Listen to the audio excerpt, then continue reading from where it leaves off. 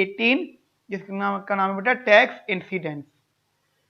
ठीक है मेरे बच्चा, टैक्स इंसिडेंस इस चैप्टर का बेटा नाम है। ठीक है बच्चा जी, और बुक स्टिग्लिट्ज से है, ये स्टिग्लिट्ज बुक है बेटा, वहां से हमें पढ़ना है इस चैप्टर को। देन हम बेटा इसको पढ़ते हैं। बेसिकली बेटा इस चैप्टर में है क्या, आप ये समझ लीजिए। पहली बात तो ये बिल्कुल इनिशियल लेवल है आपका कंसेप्ट पढ़ने का, तो इसमें आपको ये कंसेप्ट सबसे ज्यादा इंपॉर्टेंट मैटर करेगा, जो ट्राई किया जाएगा आपको समझाना कि अगर इकोनॉमी के अंदर टैक्स लगता है, मैं रिपीट कर रहा हूं बेटा, अगर इकोनॉमी के अंदर टैक्स इंपोज होता है तो उस टैक्स को बियर कौन करेगा, कंज्यूमर या प्रोड्यूसर या दोनों। कंज्यूमर करता है तो ऑब्वियसली बात है 100% टैक्स कंज्यूमर के साइड गया, अगर प्रोड्यूसर करता तो प्रोड्यूसर के साइड में गया। बट एक क्वेश्चन यहाँ पे एक और पुटअप होता है कि अगर दोनों करता तो दोनों कितना कितना शेयर करते हैं। कुछ इकोनॉमिक्स कहते हैं हाफ ऑफ शेयर करते हैं, बट कुछ कंसेप्ट है जिसमें हाफ ऑफ शेयर नहीं होता, कुछ लैम्डा परसेंटेज वैल्यू होती है कि वो इतना करेगा और उतना करेगा, यानी एक जनरल फॉर्मूला बन के आ जाता है कि भाई पता लग जाता है कौन कितना इस पे जो है टैक्स बियर करेगा। लेकिन the question is very important, that is who bears the tax and how much, कौन टैक्स बियर करेगा और कितना टैक्स बियर करेगा। ठीक है बच्चा जी, तो ये चीज इस चैप्टर के अंदर बेसिकली हमारा मोटो है समझाना इस चैप्टर के अंदर। बेटा एक चीज ध्यान रखना कि अभी के लिए मतलब ट्राई करते हैं कि हमारे पास जो टैक्स लेवाइड होता है वो एक फंक्शन होता है परसेंटेज, ठीक है, और एक होता है बड़ा फिक्स्ड अमाउंट। मान लो हमारे पास एक जो टैक्स होता है, टैक्स बेटा फिलहाल के लिए दो टाइप के टैक्सेस की बात हो रही है। एक हो गया जी परसेंटेज, पर लिख देता हूँ इसकी पूरी, परसेंटेज टैक्स,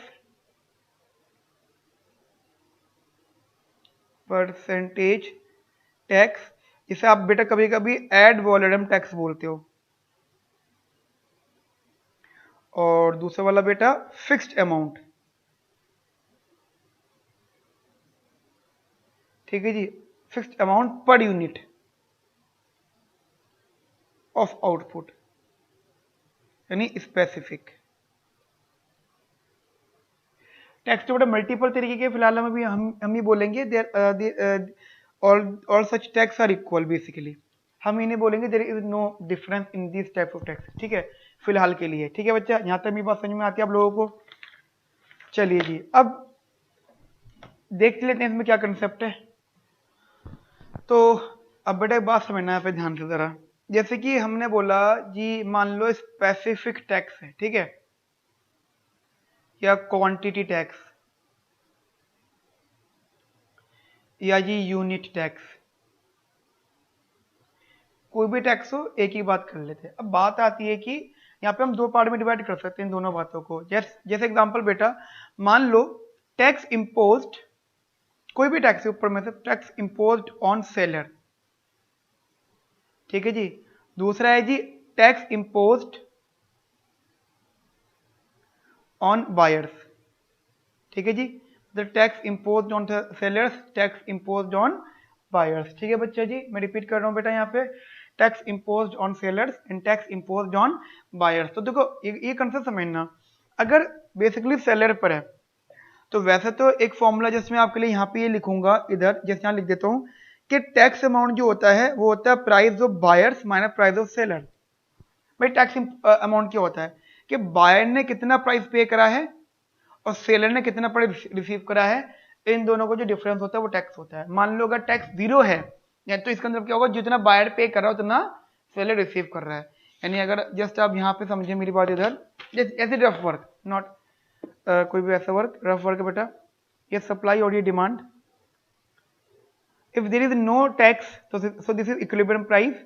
जैसे कि ये QD इक्वल्स QS होता है, ऐसे बेटा ये PS इक्वल्स टू PB होता है, ठीक है, मतलब buyer price is equals to sellers price.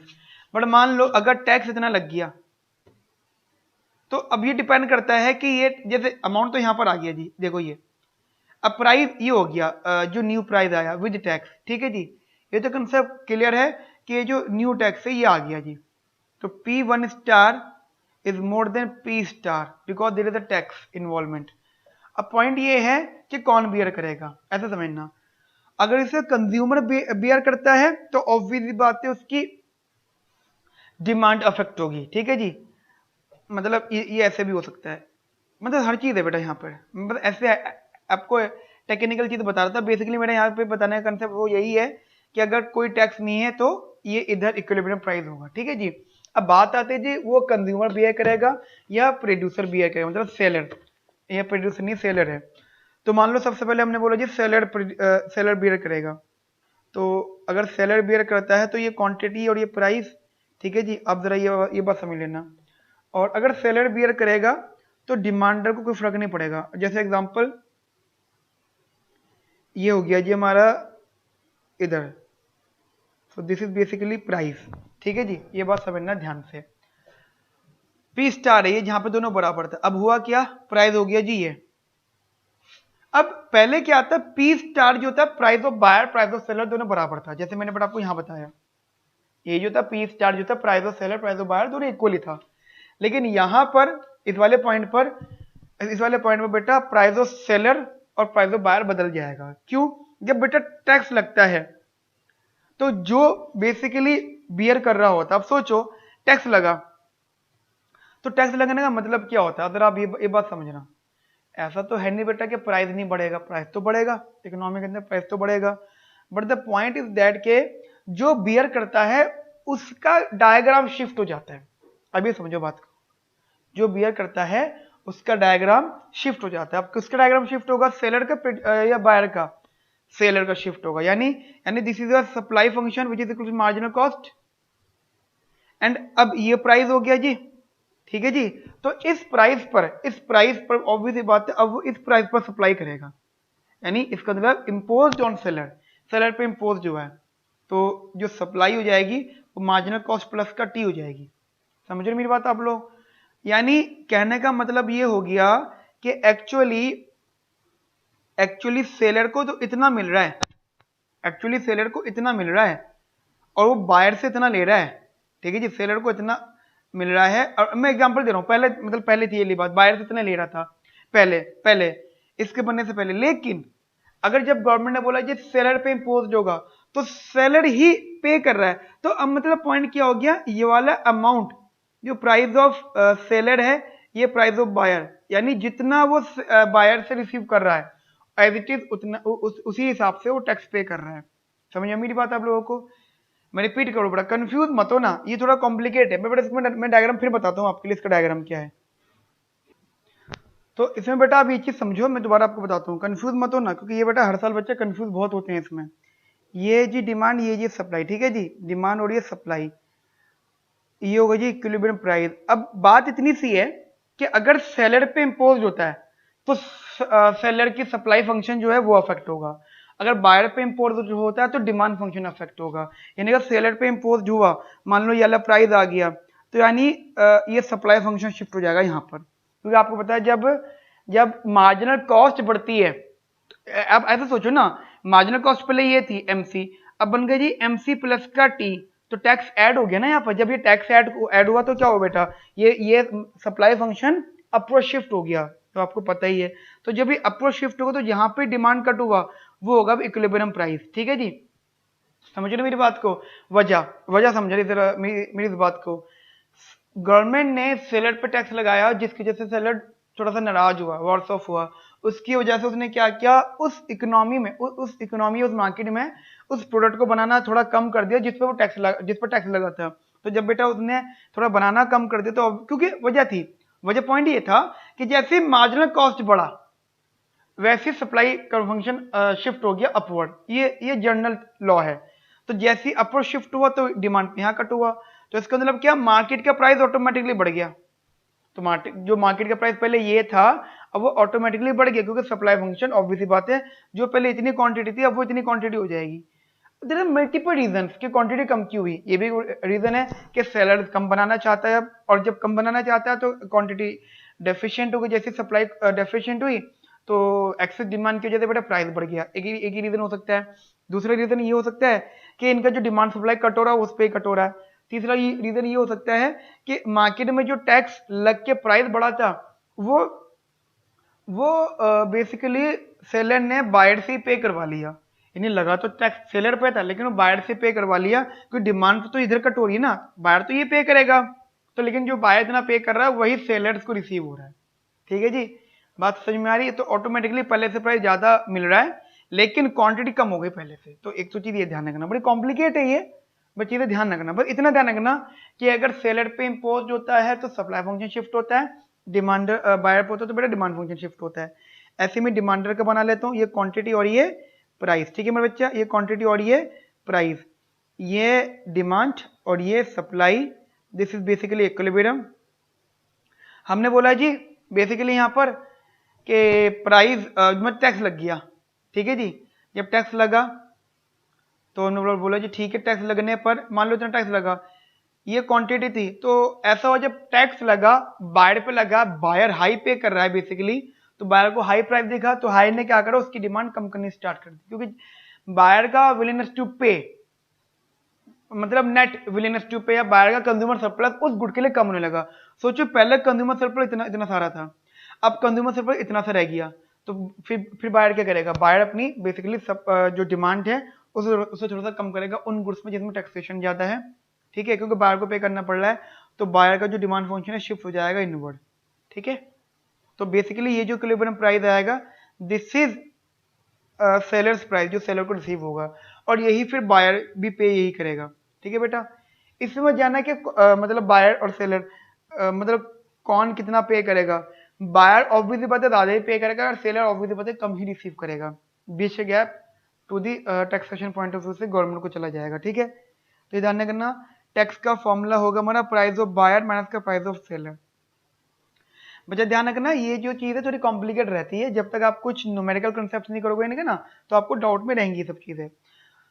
दो बातें समझ ली आपने, टैक्स इम्पोज ऑन सेलर तो सेलर का सप्लाई फंक्शन अफेक्ट होगा, टैक्स इम्पोज ऑन बायर तो बायर का डिमांड फंक्शन अफेक्ट होगा। बस इतनी बात समझना, आगे पीछे की बात ही नहीं यहाँ पे फिलहाल के लिए। ठीक है, चलिए आगे बात करते हैं। ठीक है बेटा जी, नाउ अच्छा छोटा सा फॉर्मूला भी रहता है हमारे पास में कि देखो what do you mean by tax incidence, मतलब टैक्स इंसिडेंस का मतलब ही क्या होता है। इसका मतलब होता है बेटा टैक्स बर्डन। ठीक है जी, टैक्स बर्डन को ही टैक्स इंसिडेंस कहते हैं। अब बात होती है जी बर्डन के, तो हम बोल सकते हैं buyers burden upon sellers burden, which is equals to elasticity of supply upon elasticity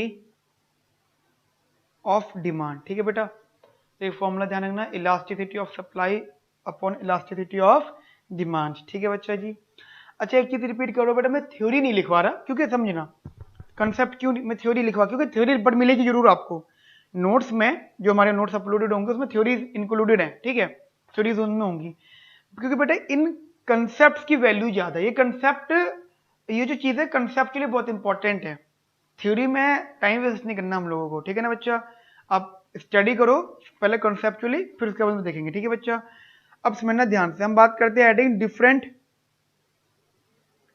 types of demand and supply elasticity.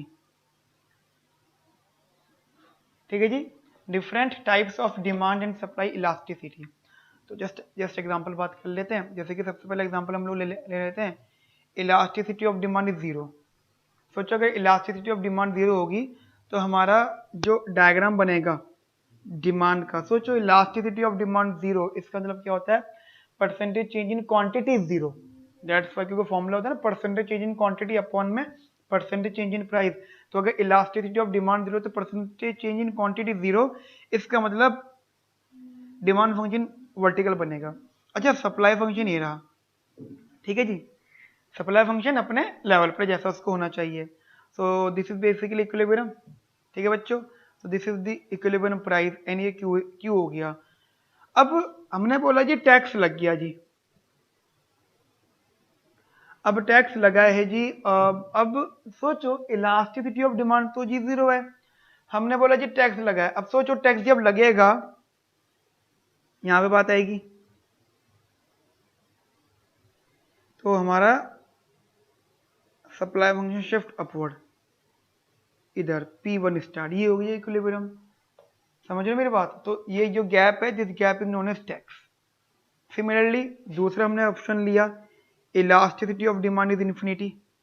अगर elasticity of demand is infinity, अगर इन्फिनिटी होगा, ठीक है, तो उस सेंस में आपका जो डायग्राम बनेगा हॉरिजॉन्टल बनेगा, demand elasticity of supply infinity, ये तो ये इलास्टिसिटी ऑफ सप्लाई इन्फिनिटी था, तो ये डायग्राम बना इलास्टिसिटी ऑफ सप्लाई का, ये आपका डिमांड फंक्शन। ठीक है बच्चा, ये आपका डिमांड फंक्शन। अब टैक्स इम्पोज हुआ, टैक्स लगा ऑन सेलर, तो जब बेटा सेलर पे लगा, पहले इक्विलिब्रियम ये था, तो सेलर पे लगा तो उसके सप्लाई फंक्शन शिफ्ट हो गया, क्योंकि P1 प्लस का T, तो क्वांटिटी पहले इतनी थी, अब क्वांटिटी थोड़ी बहुत कम हो गई। ठीक है, मतलब बेसिकली ये है क्या, ये सिर्फ एक कंसेप्ट है, इस पे एप्लीकेशन क्वेश्चन नहीं बनने वाला, सिर्फ कंसेप्ट है जी। अगर इलास्टिसिटी ऑफ सप्लाई जीरो हो या डिमांड जीरो हो या इन्फिनिटी हो, तो क्या क्या टैक्सेशन पॉलिसीज होंगी, ये डायग्राम होंगे सीधे सीधे। ठीक है, इसमें कोई बहुत खास केस नहीं है।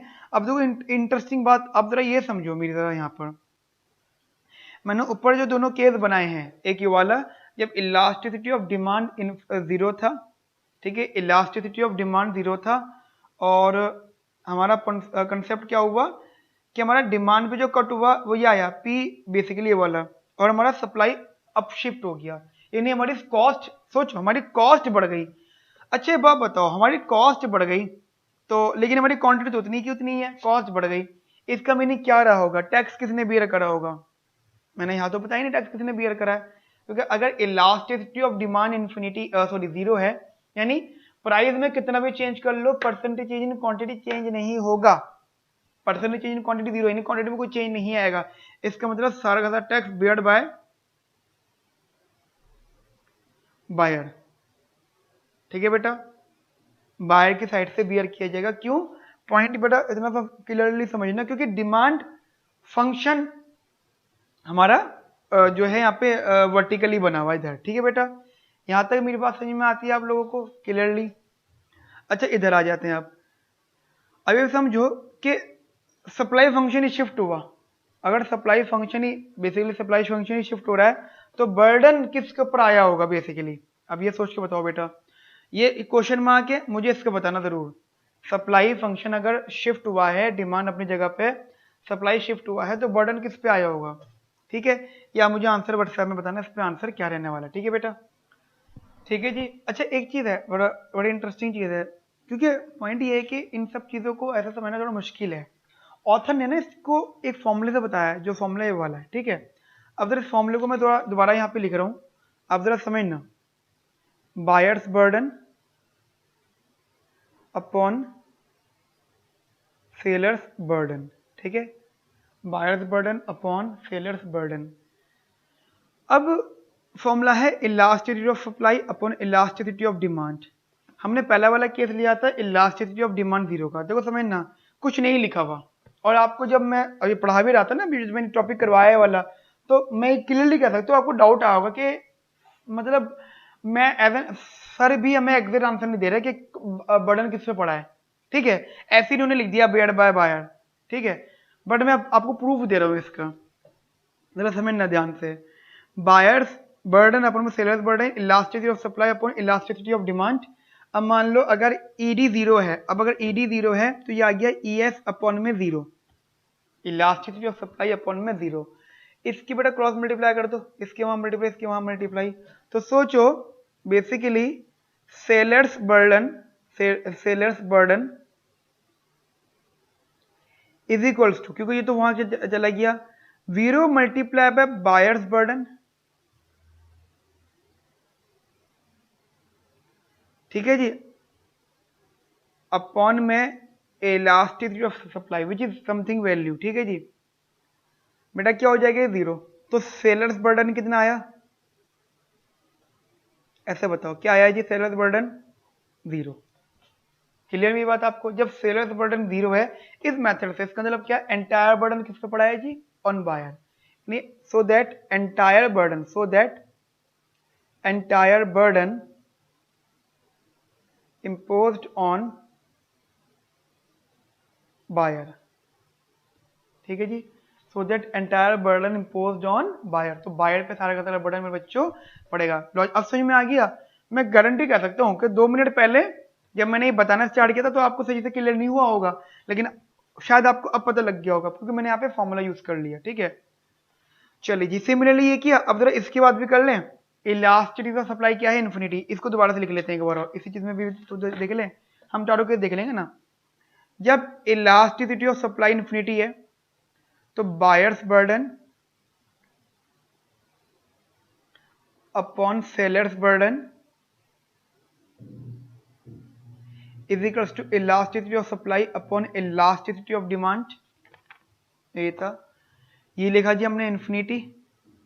ठीक है जी, अब ऐसा समझना, हमने क्रॉस मल्टीप्लाई किया तो sellers burden is equals to buyers burden upon में infinity into elasticity of demand. अब मुझे बताओ बेटा, समथिंग बाय इन्फिनिटी क्या होता है? जीरो।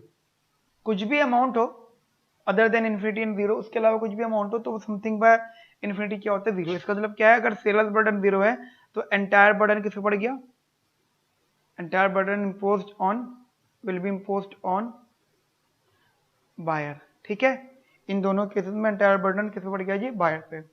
एक थर्ड केस ऐसे ले लेता हूं मैं यहाँ पे, elasticity of demand is infinity, तो बायर्स बर्डन अपॉन में sellers burden is equal to elasticity of supply upon elasticity of demand. ये हो गया इलास्टिसिटी ऑफ सप्लाई अपॉन में ये ईडी डिमांड इन्फिनिटी आ गया। अब आपने क्या किया जी? देखो, पहली बात तो समथिंग बाय इन्फिनिटी जीरो, तो बायर्स बर्डन कितना आ गया यहाँ पे? Buyers burden is zero. इसका मतलब entire burden imposed on, entire burden will be imposed on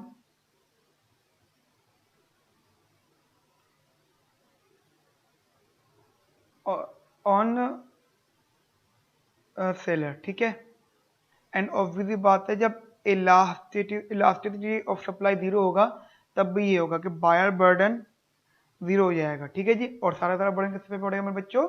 seller पे। अब बात समझ में आई बेटा आप लोगों को मेरी? बढ़िया, बिंदास। चलिए जी, नेक्स्ट हेडिंग लिखना बेटा। यहाँ तक क्लियर है ना? चलिए जी बेटा, इनके नोट्स वगैरह आपको हमारे पोर्टल पर मिल जाएंगे। कंसेप्ट समझना बस ध्यान से। ठीक है जी, नाउ जी, ad valorem tax versus specific tax. ठीक है जी, ad valorem tax versus specific tax. ठीक है बच्चा जी, पहले इस चीज समझ लो कि भाई एड वैलोरम टैक्स क्या होता है। देखो ध्यान रखना, सिंपल सी बात होती है कि मतलब एड वैलोरम टैक्स मतलब क्वांटिटी टैक्स की बात कर रहा हूं मैं। एड देखो, अच्छा पहले तो हमने क्या माना था कि सेम है, अब इनको हम अलग अलग करके चलते हैं, एक एक करके बात समझना बेटा। इसमें क्या होता है कि आपको जो डिमांड है, मतलब आप लिख सकते हो it can be thought of as shifting the demand curve down. ठीक है, और बेसिकली जो अमाउंट है and amounts of shift depends on price. Basically जो अमाउंट ऑफ शिफ्ट है ना वो प्राइस पे डिपेंड हो जाएगा। ध्यान रखना, एड वैलोरम टैक्स में जो प्राइस रिसीव बाय सेलर होता है वो क्या होता है जरा समझना। Price receive by seller PF is equals to P into 1 minus का टी। ठीक है जी, पी ब्रैकेट 1 माइनस का टी। आप बोलो सर ये पी क्या है? बेसिकली ये जो पी है ये क्या है? ध्यान रखना, इट्स बेसिकली कंज्यूमर्स प्राइस। तो बेसिकली जो रिसीव करेगा इस एड वैलोरम टैक्स में पी बी माइनस का पी बी टी, ये जो है सेलर रिसीव करेगा ये वाले प्राइस को। ठीक है जी, अब जस्ट एग्जांपल ऐसा मान लो, जस्ट एग्जांपल मान लो पी जीरो है, जैसे एग्जांपल मान लो पी जीरो है, तो ध्यान रखना demand curve cut x axis ठीक है जी। इसका मतलब नो टैक्स। भैया अगर प्राइस 0 हो गया, मान लो वाला प्राइस 0 हो गया तो सेलर्स प्राइस 0 हो जाएगा, तो एक्स एक्सिस पर होगा तो नो टैक्स। ठीक है जी। और अगर बेसिकली हमने बोला जस्ट मान लो टी दे रखा है इन्होंने 0, तो price of seller is equal to price of buyer, इसका मतलब भी होता है नो टैक्स।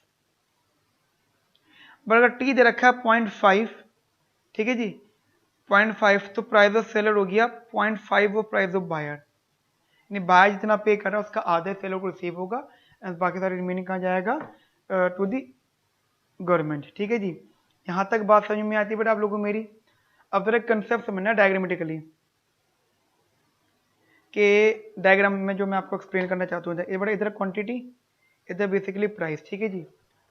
अब पॉइंट क्या है जी, हमारे पास एक डिमांड फंक्शन है, ये इसे मान लो जी डिमांड 1, ठीक है जी।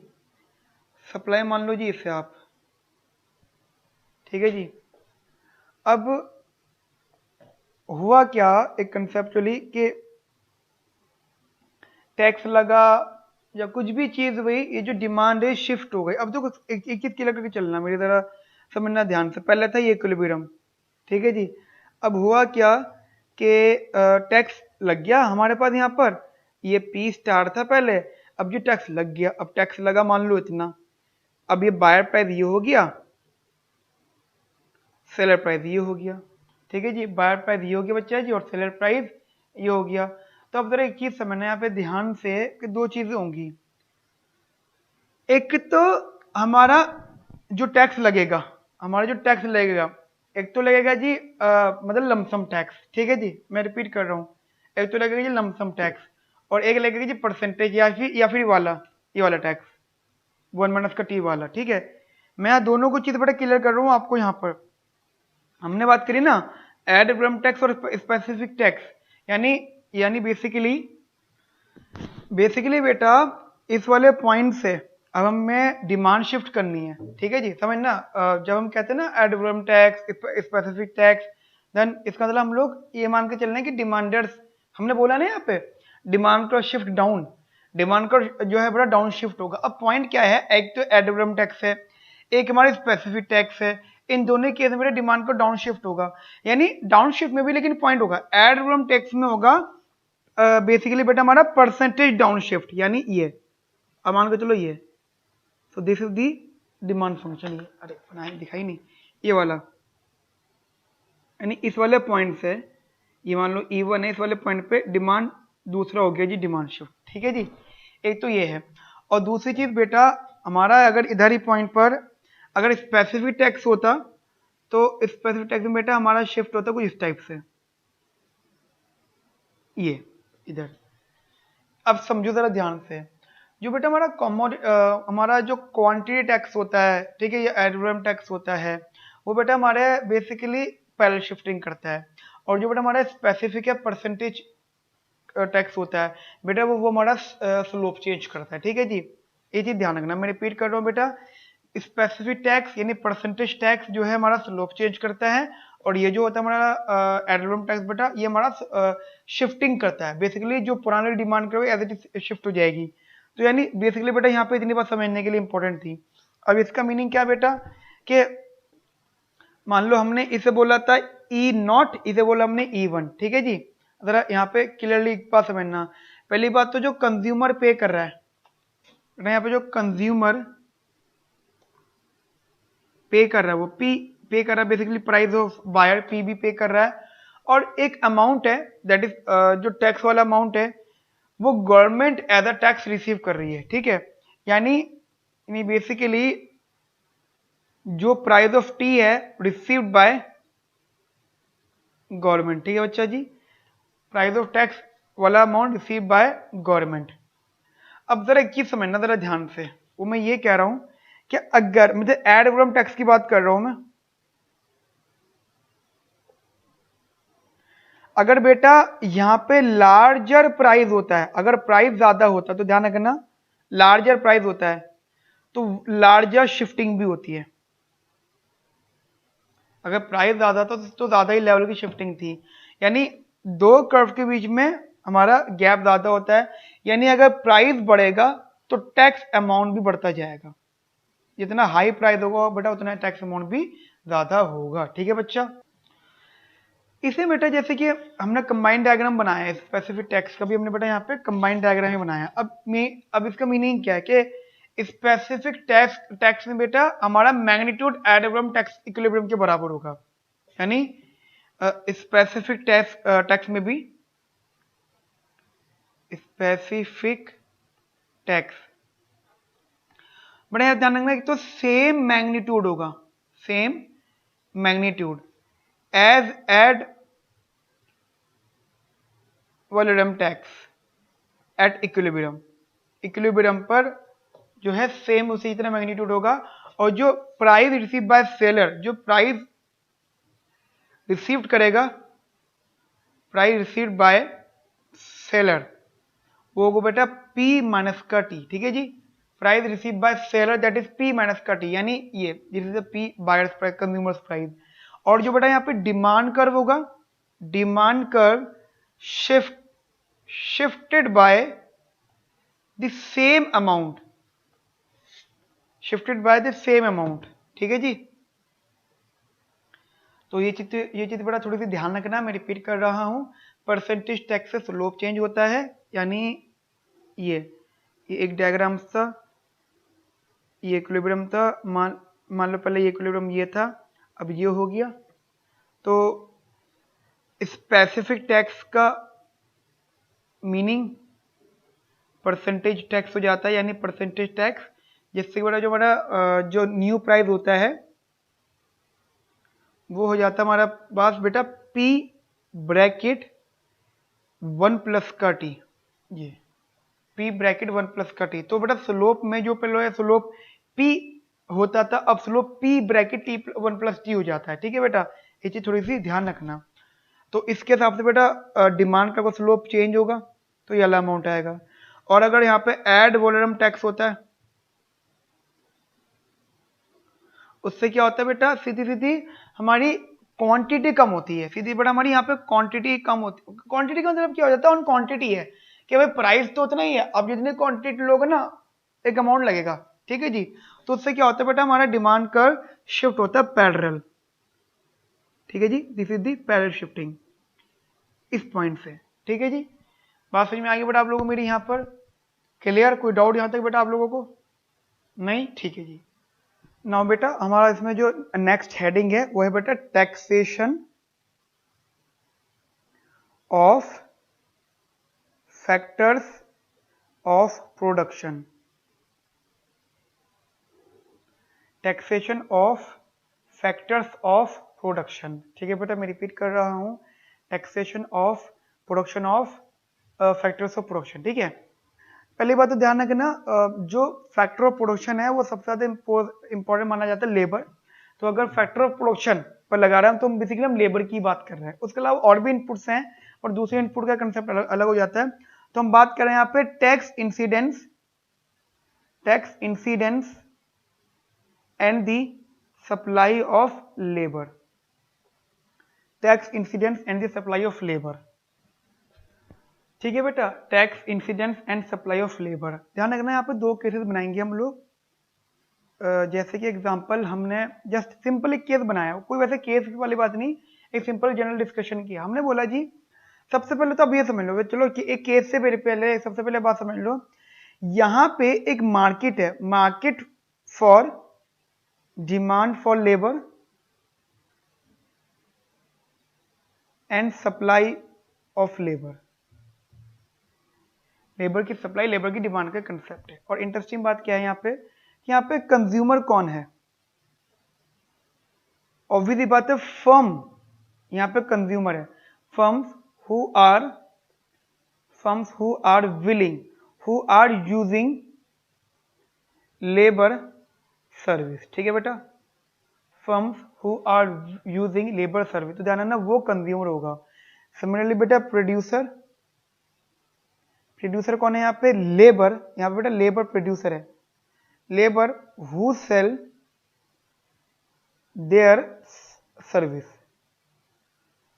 यहाँ पे कंज्यूमर है वो फर्म है और जो लेबर है वो प्रोड्यूसर है। अब जस्ट एग्जांपल समझना बेटा, जस्ट एक कंसेप्ट क्लियरली कि वैसे तो ये मैटर नहीं करता कि मतलब it does not make difference whether the tax is levied on consumer और प्रोड्यूसर, क्योंकि बेटा कंज्यूमर पे लगे टैक्स या प्रोड्यूसर पे लगे जो टैक्स लगे इम्पैक्ट दोनों पे पड़ जाता है। ठीक है, जस्ट मैं एक छोटी सी बात कर रहा हूँ यहाँ पे, जरा समझना यहाँ पे जरा ध्यान से। हमने लिया जी टैक्स इम्पोज्ड ऑन फर्म,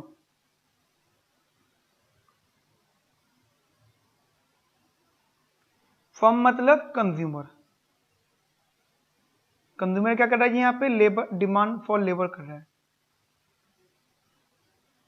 ठीक है जी, कंज्यूमर क्या कर रहा है जी यहाँ पे, लेबर की डिमांड कर रहा है।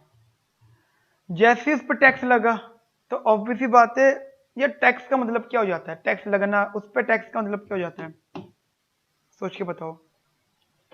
अगर उस पर टैक्स लगता है तो बेसिकली वो जो वेज पे कर रहा है ना लेबर को, उस वेजिंग में इंक्रीमेंट हो जाता है। बेसिकली समझना ध्यान से, एक अमाउंट बोला जी गवर्नमेंट ने जी इतना इनकम टैक्स है, लेकिन वो इनकम टैक्स वर्कर्स पर, ऑब्वियसली बात है इनकम होगी तो वर्कर्स की, बट वो इम्पोज ऑन फर्म है, तो वो फर्म ही तो पैसे देगी भाई, जितना फर्म वर्कर्स को पैसे दे रही उसका कुछ पोर्शन वहां देगी, तो इसका मतलब क्या है।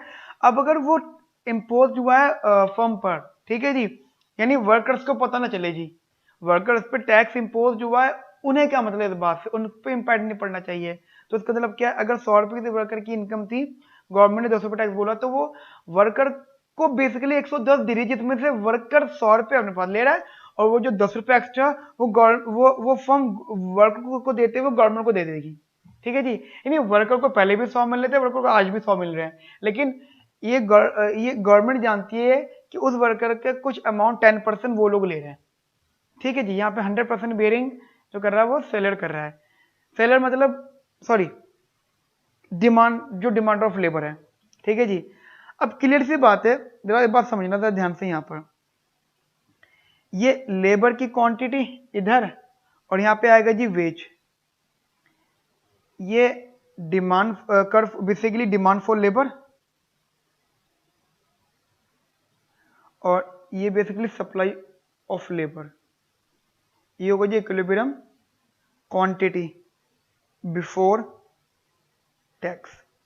ठीक है जी, ये होगा जी वेजेस। ठीक है जी, अब हुआ जी टैक्स लग गया, तो उससे क्या होगा, after tax demand for labour कम हो जाएगी। ठीक है जी, after tax demand for labour भाई सब कम हो जाएगी। जब वो कम हो जाएगी तो क्या होगा जी, बेसिकली अगर वो कम हो गई तो ये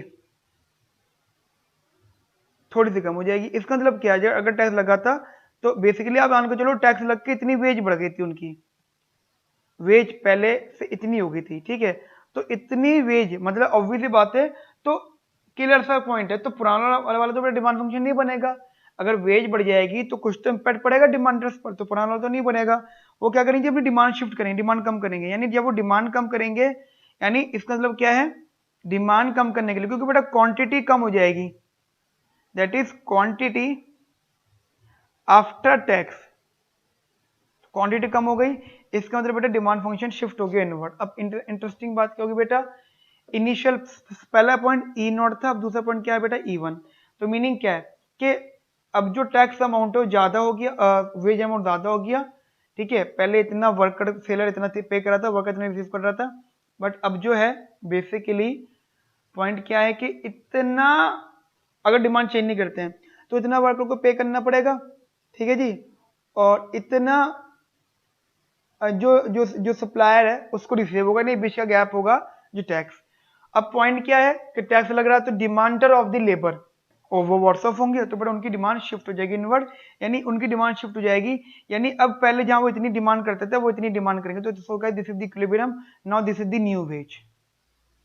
ठीक है बेटा, सो this is the new ways. Got it बेटा, यहां तक बात समझ में आ गई। और इंटरेस्टिंग बात क्या बेटा, lower wage implies lower employment,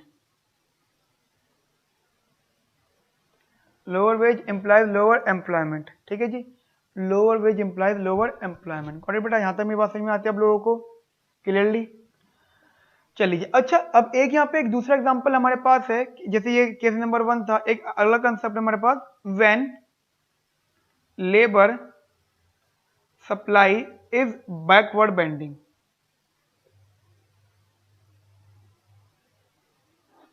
when labour supply is backward bending, logically बात समझना, ठीक है। पहले क्या है, लेबर सप्लाई अपवर्ड, ये आपको पता है, मैंने बताया था जस्ट एग्जांपल में कोदा लीनियर प्रेफरेंस के हिसाब से, या जस्ट किसी भी नॉर्मली हिसाब से बाइंग सेलिंग के हिसाब से भी, तो जो लेबर होती है वो पहले अपवर्ड स्लोपिंग होती है, आफ्टर सम टाइम वो वर्टिकल बनती है, उसके बाद वो बैकवर्ड बेंडिंग होना स्टार्ट हो जाती है, यानी जितने वेज बढ़ाते जाओगे अब वो काम कम करेगी, ठीक है। जस्ट एक बात समझना, पहली बात तो ये होता है जो टैक्स होता है हमारा, अगर बात करें टैक्स क्या है यहाँ पे, जो टैक्स है बेटा वो एक तरह का गैप है, gap between initial curve and final curve, ठीक है। और एक इंटरेस्टिंग बात की रहती है यहाँ पे, जो वेज होती है ना वो टैक्स से ज्यादा होती है, ऐसा थोड़ी है कि टैक्स वेज से ज्यादा हो जाएगा, नहीं, वेजेस जो है wages are always more than tax, अगर टैक्स लगता भी है तो वेज के परसेंटेज पर लगता है ना, एक अमाउंट होता है भाई, उतना वेज उतना परसेंटेज या लेबर, ठीक है जी।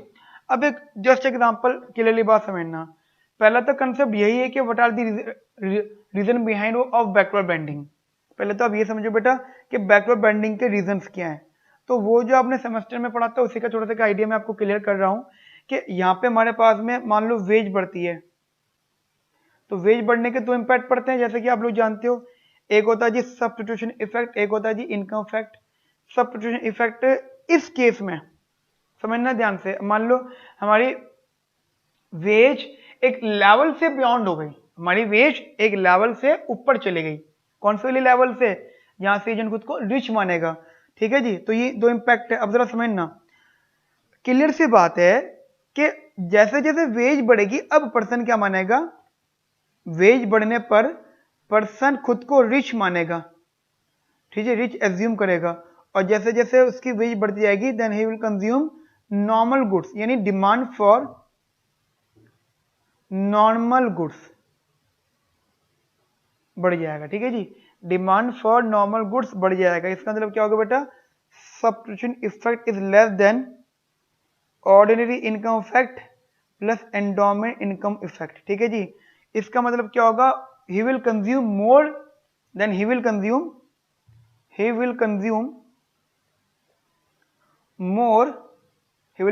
मोर laser,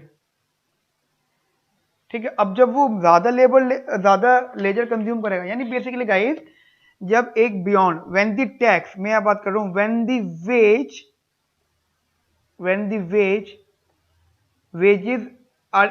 wages are increased beyond some particular level then, समझना, जब वेजेस पर्टिकुलर लेवल से बियॉन्ड बेटा बढ़नी स्टार्ट हो जाएगी, उसके बाद क्या होगा, then agent assume that he is rich, so that he will start to purchase leisure more, ठीक है जी, which imply that labour supply curve will be backward bending, ठीक है। ये बेटा आपने पहले पढ़ा था, इसलिए मैंने थोड़ा बहुत आइडिया क्लियर करा आप लोगों को, बैकवर्ड बेंडिंग बन जाएगा। लेकिन बात ये है कि जब बैकवर्ड बेंडिंग हो जाएगा तो टैक्स का क्या इन्वॉल्वमेंट है यहाँ पर, क्या टैक्स लगने पर कुछ चेंजेस आएगा, अब देखो समझना जरा ध्यान से, डायग्राम बना रहा हूं मैं आपके लिए यहाँ पर, इधर देखो जरा ध्यान से, मैंने बोला जी वही बात, लेबर और ये वेजेस, और अब थोड़ा लेबर सप्लाई कर ऐसा बना लेते हैं, तो बैकवर्ड बेंडिंग तो ऐसे बनाएंगे हम लोग फिलहाल, ठीक है, इस टाइप से। अब ऐसे समझना, this is the labour supply, अब डिमांडर है जी, अच्छा कोई डिमांडर तो यहाँ पे थे, मतलब इतना जो पोर्शन, अगर आप मैं इतना पोर्शन कट कर दूं तो ये जो पोर्शन है तो पुराने वाला पोर्शन है, यानी ये पोर्शन है जब एजेंट खुद को गरीब समझता है, ये एजेंट पोर्शन है जब खुद एजेंट कंफ्यूज है कि मैं अमीर हूं गरीब हूं, और ये पोर्शन वो है जब एजेंट खुद को अमीर समझता है, तो जो भी कुछ होगा इतने एरिया तक होगा बेसिकली, बैकवर्ड बेंडिंग वाला कंसेप्ट इतना ही है, पूरा नहीं है बैकवर्ड बेंडिंग, बेटा ये है तो बैकवर्ड बेंडिंग पूरा डायग्राम, लेकिन जो हमारा टेक्स्ट का कंसेप्ट यूज होगा वो इतने से कंसेप्ट में यूज होगा। यानी अब मैंने सोचो, मैंने अगर एक मैंने जो है डिमांड कर्व की बात करिए, ठीक है जी।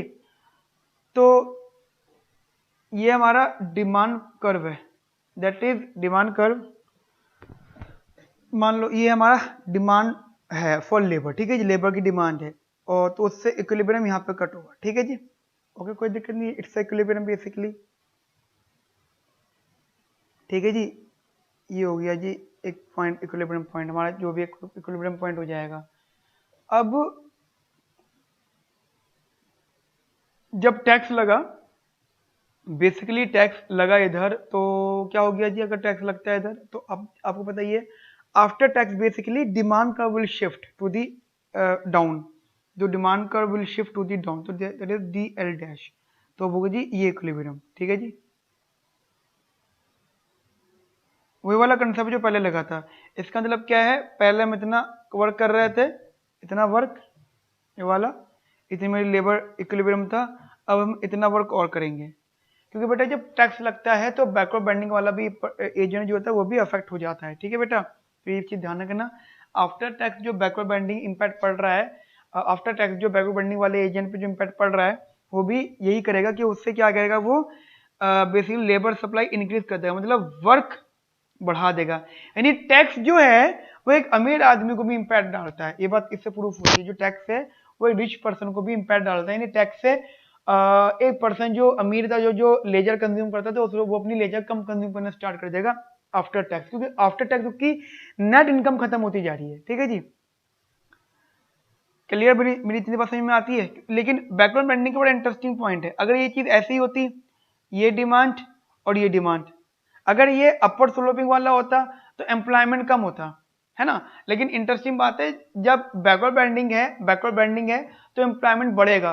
तो इससे कंक्लूजन निकलता है कि गरीबों पे, मतलब समझो, एक ऐसे एम्प्लॉयमेंट में टैक्स लगाना जहां पे वो वर्कर्स काम कर रहे हैं जो पुअर हैं और जिनको एम्प्लॉयमेंट की जरूरत है और जो ज्यादा वेज नहीं लेते हैं, ठीक है, और जो अमीर नहीं है वो वर्कर, बेसिकली इतनी रीजन वाले वर्कर जो अमीर नहीं है, गरीब वर्कर। गरीब का मतलब ये नहीं कि झुग्गी झोपड़ी में रहते हैं, गरीब का मतलब ये है कि इनके लिए substitution effect is more than ordinary income effect plus का एंडोमेंट इनकम फैक्ट, यानी after increment in wage they prefer to work more, not to rest more, ठीक है।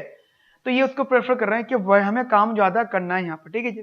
थोड़ा सा लिख देता हूं मैं, ये काम ज्यादा करना है, तो इन पे टैक्स लगाओगे तो जी क्या होगा जी, इन पे टैक्स लगाओगे तो इनके लिए डिमांड फॉर लेबर जो कम होगी, उसके हिसाब से बेटा इकोनॉमी में एम्प्लॉयमेंट कम होगा। लेकिन अगर आप उन पे टैक्स लगाओगे जो ऑलरेडी बहुत अमीर हैं और जो बिकॉज ऑफ हाई वेजेस कम काम करते थे, ठीक है, तो आफ्टर टैक्स अगर आपको उनसे काम ज्यादा करवाना तो जी टैक्स लगा दो उनकी वेजेस पर। तो जब वेजेस पर टैक्स लगेगा तो ऑब्वियसली बात है लेबर डिमांड कम होगी उनकी, और जब उनकी लेबर डिमांड कम होने लग जाएगी तो एम्प्लॉयमेंट बढ़ जाएगा, ठीक है जी। तो यहाँ से कंक्लूजन मिला कि for the poor people employment कम होता है if the tax imposed on that region where the people the workers are poor, ठीक है। अगर गरीब आदमी है उस वाले फर्म में टैक्स लग रहा है तो एम्प्लॉयमेंट कम होगा, और अगर रिच पीपल है तो एम्प्लॉयमेंट बढ़ जाएगा, ठीक है जी। यानी पहले से ज्यादा हम लोग काम करना स्टार्ट कर देंगे। गॉट इट बेटा, एक तरह कंक्लूजन है, ठीक है जी। नाउ बेटा हमारा एक कंसेप्ट यहाँ पे पूरा होता है, हमारा चैप्टर नंबर 18 था, थोड़ा सा कॉम्प्लिकेट है, आई नो, एग्री करता हूं मैं, क्योंकि इसमें क्या है, मैं चैप्टर में रीडिंग में ही बहुत ही कम नॉलेज दे रखी है इन्होंने, बहुत कम नॉलेज में कंसेप्ट बता दिया। और बड़ा दिक्कत पता है क्या आती है, जब ये हमें किसी पर्टिकुलर रीडिंग के कुछ चैप्टर बोलते थे, जैसे चैप्टर नंबर ये 18 पढ़ लो, अब चैप्टर नंबर 18 में कंसेप्ट यूज हो रहा है, बट चैप्टर नंबर 18 में जो कंसेप्ट यूज हो रहा है उनका बेसिक्स तो 1 to 7 चैप्टर में रहा होगा ना कहीं। भाई सोचो, हम जब हॉलर वेरिएंट पढ़ रहे हैं, जब हॉलर वेरिएंट को पढ़ रहे हैं तो हम डिमांड क्यों कर पाए, अच्छे से क्यों पढ़ पाए, क्योंकि हमको बजट, प्रेफरेंस, यूटिलिटी, चॉइस, ये कंसेप्ट उसी बुक का पढ़ा था, ठीक है। अब जो जैसे छोटा सा एग्जांपल मैं उसकी बात करूं, सेमेस्टर 3 की या सेमेस्टर 4 की। अब सेमेस्टर 4 में आपका जर्नल इक्विलिब्रियम एक अलग बुक से हो गया, और आपका मोनोपोली अलग बुक से हो गया, हॉलर वेरिएंट भी लग गई, एक निकोलसन भी लग गई। इससे क्या होता है बेटा, इससे क्या होता है कि एक पर्टिकुलर चैप्टर में ना कुछ ऐसी बातें आ जाती हैं जो ऑथर को या हम टीचर्स को अज्यूम करना पड़ता है, आपको मालूम होंगी, ठीक है। तो यहाँ पे अगर आपको कोई दिक्कत आती है, बिकॉज यस मुझे पता है, क्योंकि 1 to 17 चैप्टर्स के अगर मैं 1 to से स्टार्ट करता तो आपको सब चीज़ें क्लियर अच्छे से होंगी होती, ये सब चीज़ें पहले से ड्राइव्ड होती हैं सारी चीज़ें, बट अभी ये चीज़ क्लियर नहीं है। मेरा सिंपल एक सजेशन है, इस वीडियो को अच्छे से देख लेना, इसके नोट्स रीड कर लेना, ठीक है बच्चा। डाउट आ गया तो डाउट में डिस्कस कर लेंगे, बट ये chapter paper point of view से बहुत ज्यादा क्वेश्चन कैच नहीं कर रहा, ठीक है जी। वन टाइम रीडिंग है, ठीक है, उसके अलावा नहीं है बेटा ये चैप्टर। तो अच्छे से इस चैप्टर को रीड करो, कोई दिक्कत आती है तो मुझे बताना, मैं हूँ अवेलेबल, ठीक है बेटा। Okay friends, have a nice day, thank you, bye bye, take care.